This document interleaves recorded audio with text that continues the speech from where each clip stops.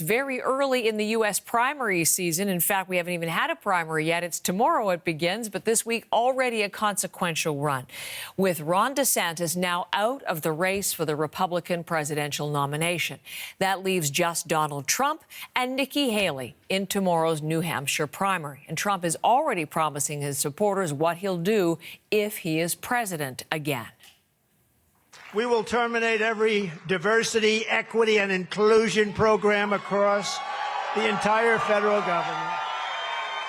And I will instruct the heads of ICE and Border Patrol to begin the largest deportation program in American history. If it's Donald Trump, will you support him as the nominee still? It's going to be me. And I know y'all want to talk about it like it's still him. 70% of Americans don't want to see a Trump-Biden rematch. New Hampshire is the first primary. Independents are allowed to take part in that state, and that's seen as a potential boost for Haley. But with just one day left for campaigning, polls suggest Trump remains far and away the favorite for New Hampshire Republicans. Let's bring in Richard Madden, who's watching from Washington for us, beginning with Ron DeSantis. Richard, out of the race, the postmortems are already underway for his campaign, but the question remains, how did it implode? What happened? Yeah, Heather, talk about a stunning rise and fall for Ron DeSantis, who you'll recall just a year ago was hailed as the future of the party, a younger, more energetic conservative who won Florida's governorship in a landslide. He was viewed as Trump without the baggage who could steer the party away from the former president's grip. But his campaign quickly sputtered from the start. You'll recall his launch was full of glitches. His message to, quote, make America Florida by talking up culture wars and pandemic lockdowns didn't seem to connect with voters. There was staff infighting. His campaign quickly burned through millions, but ultimately it was his strategy. He staked all his fortunes on Iowa, and it fell flat. He finished a distant second and saw no path forward. So what's also striking is how DeSantis initially wouldn't respond to Trump's relentless attacks, defining him as weak.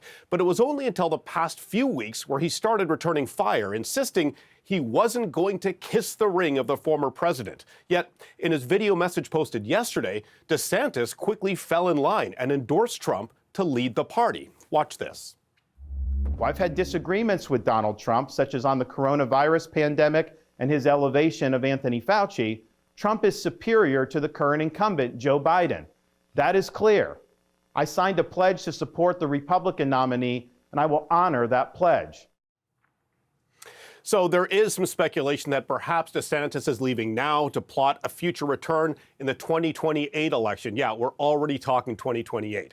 But as for now, polling suggests DeSantis supporters would likely lean towards Trump. So that could be another hurdle for Haley in tomorrow's critical New Hampshire primary. As you noted, she's hoping to coalesce independents, moderates, and the anti-Trump vote behind her. We'll see if that strategy works. Now, as for Trump, he's expected to return to a Manhattan courthouse today and may testify in a defamation case against him before hosting a rally in New Hampshire tonight.